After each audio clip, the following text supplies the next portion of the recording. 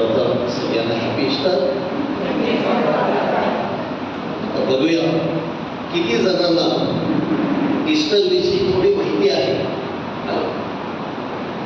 So we are Easter people and hallelujah is a song, की आपण पुनरुत्थित ख्रिस्ताचे आशावादी लोक आहेत आणि हालेलुया हे आपलं गीत आहे असं कोणी म्हटलं आहे?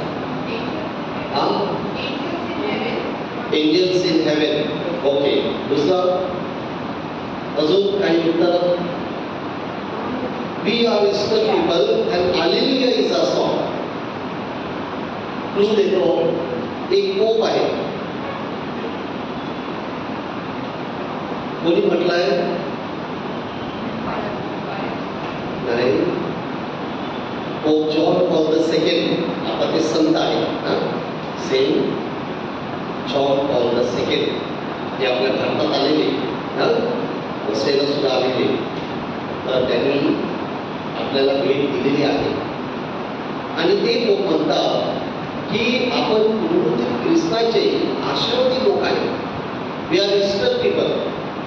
आता ईस्टरचा अर्थ काय? ईस्टर म्हणजे काय बघूया. ईस्टर म्हणजे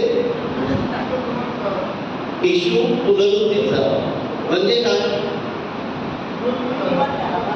जिवंत झाला. Very good. मरणातून जिवंत झाला, त्याला आपण ईस्टर म्हणतो. आणि म्हणून वी आर ईस्टर पीपल म्हणजे आपण सुद्धा मरणावरती, पापावरती, मोहावरती विजय मिळवू शकतो. म्हणून आपण ईस्टर पीपल. म्हणजे त्याचा अर्थ काय आहे की आपल्या सर्वांच्या जीवनात दुःख असतात, समस्या असतात, आपण पापामध्ये पडतो, मोहामध्ये पडतो, पण आपण मोहावरती विजय मिळवू शकतो, पापावरती विजय मिळवू शकतो. आणि म्हणून आपण पुनरुत्थित ख्रिस्ताचे आशावादी लोक आहोत. म्हणजे आपल्याला सुद्धा एक आशा आहे. काय आशा आहे? की जसं ख्रिस्ताच्या जीवनामध्ये दुःख आलं, क्रूस आला, तसं आपल्या जीवनात देखील येईल. आपल्या जीवनात देखील गुड फ्रायडे येईल, पण आपल्याला देखील ईस्टरचा अनुभव घेता येईल असं बोलत आहे. आणि म्हणून प्रथम उदाहरण त्याचं येशू ख्रिस्त स्वतः आहे, की तो स्वतः पूर्ण आठवडा जो आपण पवित्र आठवडा साजरा केला त्याला आपण पास्कल मिस्ट्री बोलतो, क्राइस्ट इव्हेंट बोलतो, की त्याच्या जीवनामध्ये अनेक दुःख आली, क्रूस त्याच्या खांद्यावर आला, डोक्यावर काट्याचं मुकुट आला, त्याला चाबकाचे फटके बसले. असं आपल्या प्रत्येकाला दुःख येतं, समस्या येतात. पण त्या समस्या सोडविण्यासाठी तोच प्रभू येशू ख्रिस्त आपल्याला प्रेरणा देतो, कृपा देतो. आणि अनेक उदाहरण आपल्या समोर आहे. पहिलं उदाहरण कोणाचं आहे बघूया. तुम्हाला काय वाटतं? सर्व शिष्यांचं, प्रेषित. कारण येशूच्या मरणानंतर हे सर्व प्रेषित घाबरलेले की आपल्या गुरुला मारलं. आपल्याला होतं कधी कधी की घरातील करती व्यक्ती गेली की आपला धीर खचतो, कारण ती व्यक्ती सगळं काही करत होती. आता माझं कसं होईल, आता माझ्या कुटुंबाचं कसं होईल, असं शिष्यांना आणि प्रेषितांना वाटलं की आपल्या गुरुला त्यांनी मारलं, आपल्याला देखील असं क्रूसावर टाकलं होती. आणि म्हणून ते घाबरलेले. परंतु येशू ख्रिस्ताच्या पुनरुत्थानानंतर त्यांना प्रेरणा मिळाली आणि मग ते संचारले.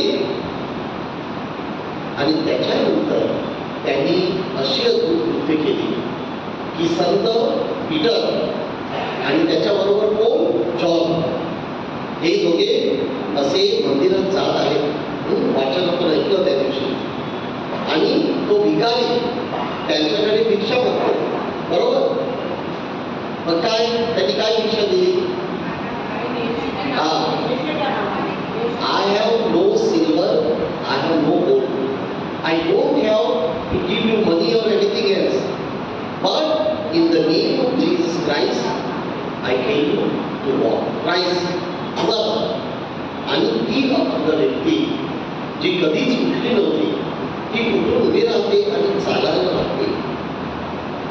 ह्याला म्हणतात इष्टर. संत पीटरला माहिती होतं की येशूला काहीच अशक्य नाही आणि म्हणून त्या भिकाऱ्याला तो सांगतो विश्वासाने की माझ्याकडे काही नाही, पैसा नाही. कधी कधी आपली गरज होते, आपल्याला वाटतं की कोणाला तरी मदत करावी, पण माझ्याकडे नाही, माझ्याकडे पैसा नाही, सोनं नाही, पण येशू ख्रिस्ताच्या नावाने आपण त्या व्यक्तीला थोडा धीर देऊ शकतो, त्या व्यक्तीसाठी प्रार्थना करू शकतो.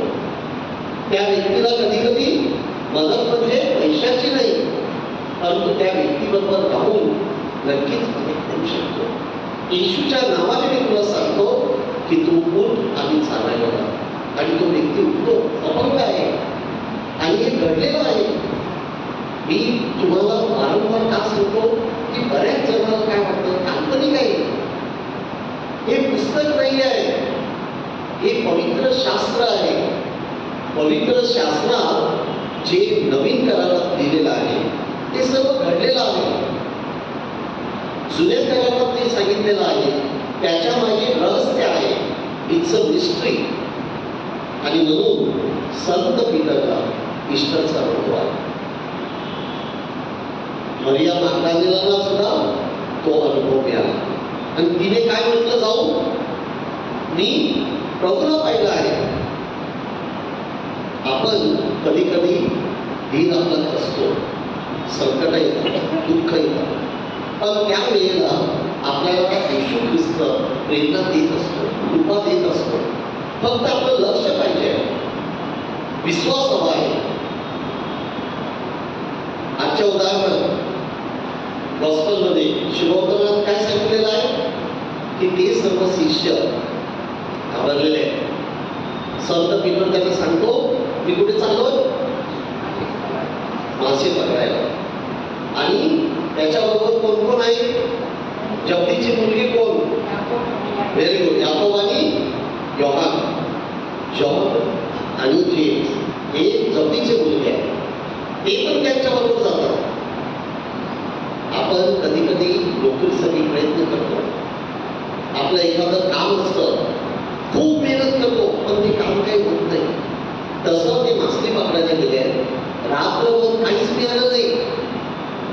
आणि सकाळी येशू घेऊन त्यांना काय सांगतो, तुमच्याकडे खायला काय आहे का, असंही आहे का? तर ते काय सांगतात, नाही, कारण मिळालंच नाही काही.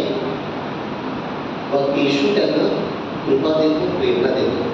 काय सांगतो, कुठे टाकायचं जाळं? उजव्या बाजूला जाळं टाका. आणि त्यांना मासले मिळते. असंच आपलं असतं. बऱ्याच वेळेला आपला दिल असतो, खूप संकट येतात, दुःख येतात, पण तो देव कोणाला तरी आपल्याला मदत करायला पाठवतो.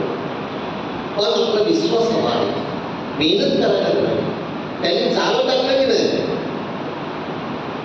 पीटर आणि जेम्स आणि जॉन जाळं टाकलं की नाही टाकलं? समजा जाळं टाकलं नसतं तर मासळी आली असती का? शक्य नाही. याचा अर्थ काय आहे की आपला विश्वास आणि आपली मेहनत एकत्र आली पाहिजे. बऱ्याच वेळेला तरुण मुलं मुली फक्त प्रार्थना करतात, मला 90% मार्क्स दे, 95% मार्क दे, मला चांगली नोकरी दे. पण 95% मार्क्स पाहिजे असतील तर अभ्यास करावा लागेल की नाही? पुस्तक उघडत नाही आणि 95% मार्क मिळतील का? इथं येशू त्यांना सांगतो की चालू टाका.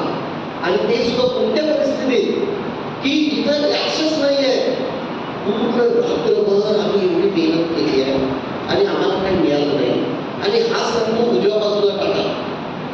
त्यांनी विश्वास ठेवला की नाही ठेवला? पण हेच फार महत्वाचं आहे. एक आपला विश्वास पाहिजे, दुसरा आपण प्रयत्न करायला पाहिजे. त्यांनी जाळं टाकलंच नसतं, मासळी येणार नाही. त्यांनी विश्वास ठेवलाच नसता, मासळी मिळाली नसती. आणि ह्याचं उदाहरण फक्त शिष्यांच्या किंवा प्रेषितांच्या जीवनात नाही, असे अनेक उदाहरणं आहेत आपल्या जीवनात देखील घडली आहेत. मी जर तुम्हाला 1000 देऊ शकतो, पण मी आज तुम्हाला माझं नाही देणार. मी तुम्हाला जो इतिहास आहे तो सांगणार, म्हणजे जे आपण ऐकलेलं आहे, लिहिलेलं आहे. किती जणांनी विल्मा रुडॉल्फ हिचं नाव ऐकलं आहे? Wilma Rudolph? काही नाही. 1940ला ही मुलगी जन्मली अमेरिकेमध्ये, US. आणि 3 वर्षाची असताना तिला पोलिओ झाला आणि पूर्ण अपंग झाली. आणि तिची इच्छा होती की मोठी झाल्यावर मला ॲथलीट बनायचं आहे, ऑलिम्पिकमध्ये भाग घ्यायचा, गोल्ड मेडल मिळवायचा आहे. तर जेव्हा ती 7 वर्षाची झाली तेव्हा ती आईला सांगायची की मला चालायचं आहे, मला धावायचं आहे, मला बक्षीस मिळवायचं आहे. आणि तिची आई तिला सांगायची, तू जर विश्वास ठेवला, आपली ख्रिस्ती मुलगी विल्मा रुडॉल्फ, तू जर विश्वास ठेवला तर नक्कीच येशू तुला बरं करेल, देव तुला कृपा देईल. आणि त्या मुलीचा विश्वास होता. तर ती 7 वर्षाची झाल्यानंतर अचानक तिला जाणवलं की मी उभी राहू शकते. आणि तिने प्रयत्न केला, तिला पडलं गेलं. आणि नंतर तिच्या लक्षात आलं की मी आता चालू शकते. आणि ते चालायला लागले. मग तिने आईला सांगितलं की मला धावायचं आहे. मग कोच असतात त्यांच्याकडे पाठवलं. आणि मग ती मुलगी अशी स्पर्धेमध्ये थांबण्याला लागली. आणि 1956ला फक्त ती 16 वर्षाची होती. तिला अमेरिकेने ऑलिम्पिकमध्ये भाग घ्यायला पाठवलं. आणि 1956ला तिला ब्रॉन्झ पदक मिळालं. ब्रॉन्झ म्हणजे काय? तांबा नाही. तर हे कोणतं बक्षीस आहे? दुसरं. पहिलं गोल्ड असतं, ब्रॉन्झ, सिल्वर. तर तिला ते बक्षीस मिळालं. गोल्ड मिळालं नाही, परंतु ब्रॉन्झ मिळाला. कुठे? ऑलिम्पिकमध्ये. ऑलिम्पिक सर्वांना माहिती आहे ना, ही छोटी स्पर्धा नसते. जगातील कितीतरी देश त्यामध्ये भाग घेतात. त्या सर्व देशामधून तिला ब्रॉन्झ पदक मिळालं. आणि मग तिचा विश्वास वाढत गेला. 1960ला ती फक्त किती वर्षाची होती? त्याला कॅल्क्युलेट. 20 वर्षाची. 1940ला जन्मलेली ना, फक्त 20 वर्षाची होती. आणि तिला त्या ऑलिम्पिकमध्ये, जे रोममध्ये होतं, त्या ऑलिम्पिकमध्ये 3 गोल्ड पदक मिळाली इंडिव्हिज्युअल. आणि रिलेमध्ये किती जण असतात? किती असतात? 4 जण असतात. तर रिले म्हणजे 400 मीटर असेल तर 4, 200 मीटर असेल कधी 2 पण असू शकतात. तर ते 400 मीटरच्या रिलेमध्ये तिला ब्रॉन्झ पदक मिळालं. म्हणजे दुसऱ्याच्या सहाय्याने आपल्याला रनिंग करायची आहे. फक्त एकटं रनिंग करून चालत नाही, त्या टीममध्ये सुद्धा तिला पदक मिळालं. आणि मग तिचं नाव जगभर झालं. आणि तिने स्वतः लिहिलेलं आहे की हा माझा ईस्टरचा अनुभव होता, जेव्हा मला पोलिओ झालेला आणि मी अपंग होते. तो माझा गुड फ्रायडे होता. पण गुड फ्रायडेमधून ईस्टरचा अनुभव घेण्यासाठी ख्रिस्ताने मला प्रेरणा दिली, देवाने मला कृपा दिली, असं विल्मा रुडॉल्फने सांगितलेलं आहे. आणि ते अनेक पुस्तकामध्ये लिहिलेलं आहे. आता फिलिप वास त्यांनी एक पुस्तक लिहिलेलं आहे.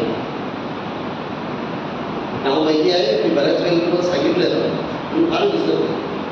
तुम्हाला सगळ्याला बदाम द्यायला लागेल. बदाम खाला की लक्षात राहतं. बोलूया. पुस्तकाचं नाव कोणाला? शून्यातून शिखराकडे, फ्रॉम झिरो टू हिरो. आणि त्या पुस्तकामध्ये विल्मा रुडॉल्फ हिचं उदाहरण दिलेलं आहे. असे अनेक उदाहरणं तिथं आहेत. तर हे हा जो ईस्टरचा अनुभव विल्मा रुडॉल्फने घेतला, हा आपल्याला सुद्धा घेऊ शकतो. आपल्या प्रत्येकाच्या जीवनामध्ये क्रूस आहे, गुड फ्रायडे आहे. अशी एकही व्यक्ती नसेल की ज्याला काहीच प्रॉब्लेम नाही, दुःख आहे, पण त्या दुःखावर मात करण्यासाठी आपण एक विश्वास ठेवला पाहिजे आणि दुसरं मेहनत घेतली पाहिजे. जसं हे जाळ्याविषयी आहे, मासली मिळाली नाही मिळाली काही नाही, रात्रभर काय मिळालं टाका झालं, त्यांनी विश्वास ठेवला, झालं टाकलं, मेहनत घेतली, ते खेचलं, तेव्हा त्यांना मासली मिळाली. आणि म्हणून आपण म्हणून ख्रिस्ताचे बोला लोक आशावादी घेऊ. आणि म्हणून संत जॉन पॉल द्वितीय यांनी आपल्या सर्वांसाठी तो संदेश ठेवला. तर तो संदेश घेऊन आपल्या जीवनामध्ये आपल्याला पुढे जायचं आहे. आपल्याला असा अनुभव आलेला आहे का मला माहिती नाही, नक्कीच आला असेल, परंतु प्रत्येकाचा अनुभव एक वेगळा असतो. मी तुम्हाला माझ्याविषयी सांगितलेलं की आज मी इथे उभा आहे ह्याचं फक्त कारण येशू ख्रिस्त आहे. की मी अंधेरीला कामाला असताना 8 वर्ष मी नोकरी केली.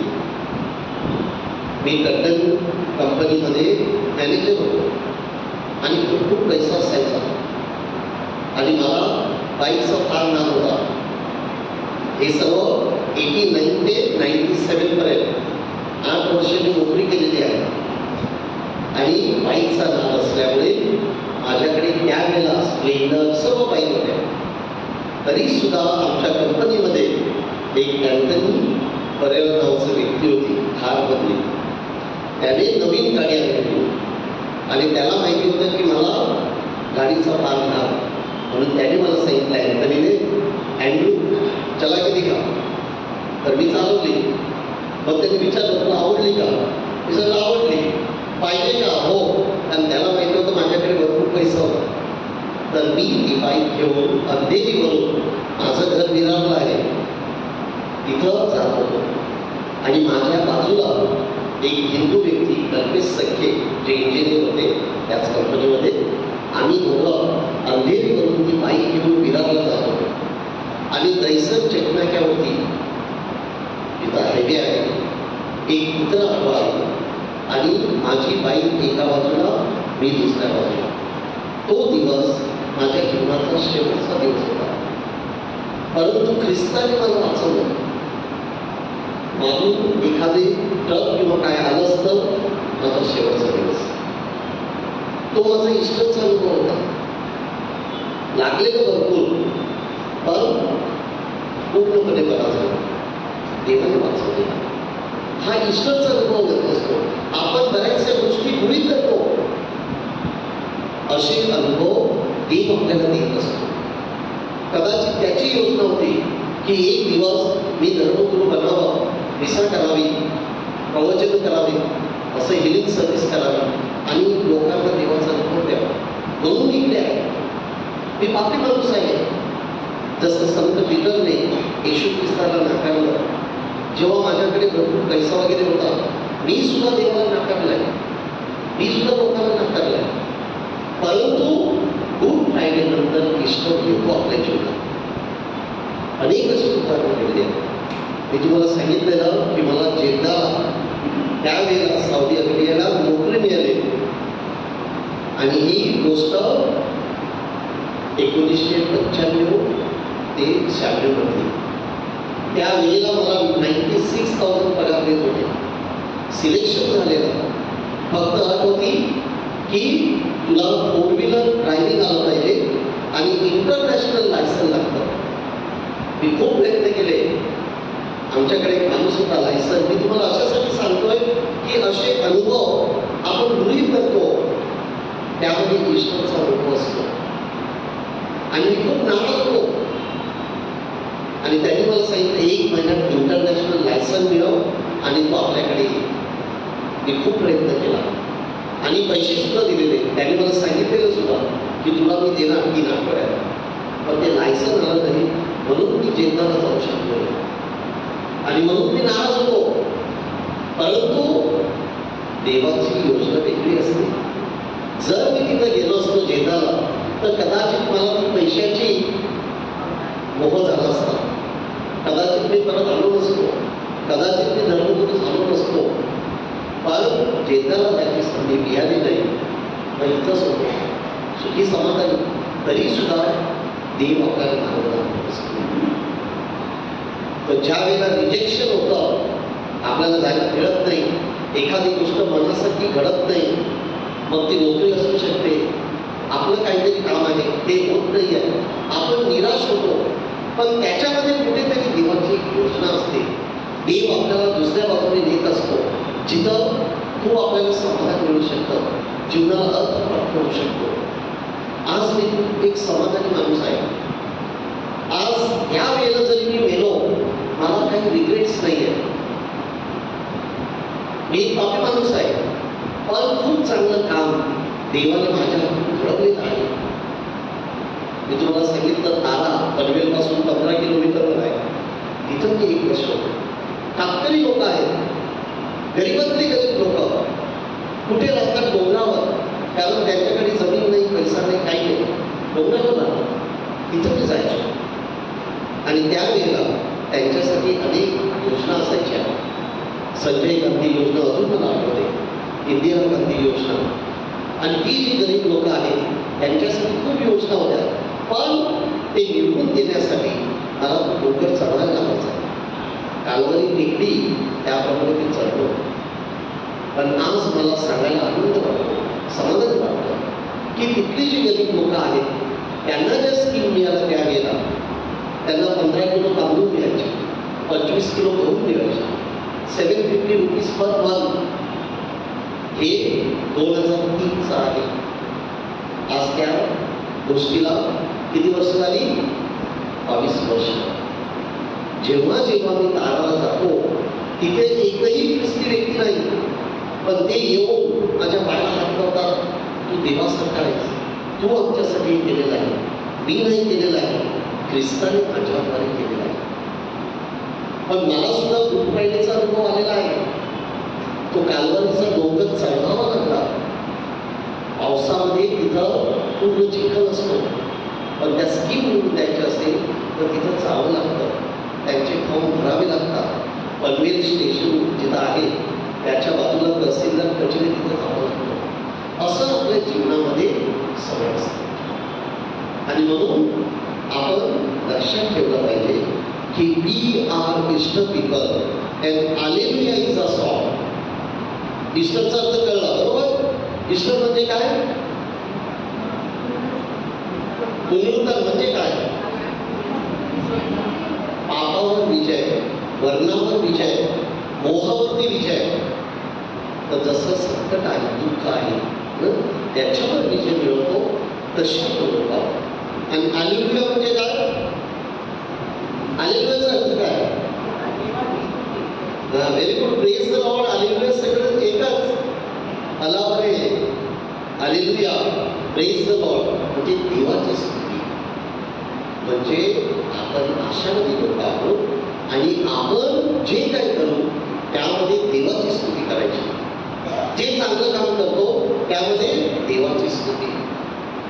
संत इग्नेशियस ऑफ लोयोला, जेझुइटचा फाउंडर, आपले पोप फ्रान्सिस जे मरण पावले, जेझुइट पोप आहेत, पहिले जेझुइट पोप आणि संस्थापक म्हणून जे फाउंडर आहेत, त्यांनी काय लिहिलेलं आहे?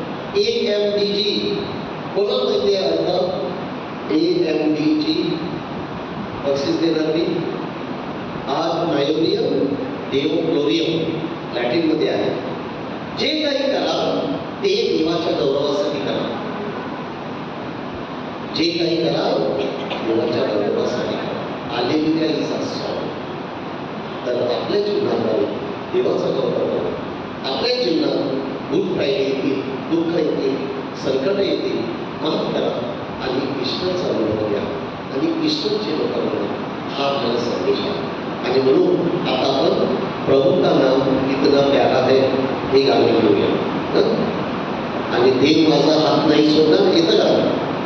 ओके, देव माझा हात सोडणार नाही हे गाणं घेऊ. कोणतं पाहिजे आहे? देव माझा हात सोडणार नाही म्हणजे मला ईश्वरचा अनुभव येतच नाही. ओके, विवेक, देव माझा हात नाही सोडणार.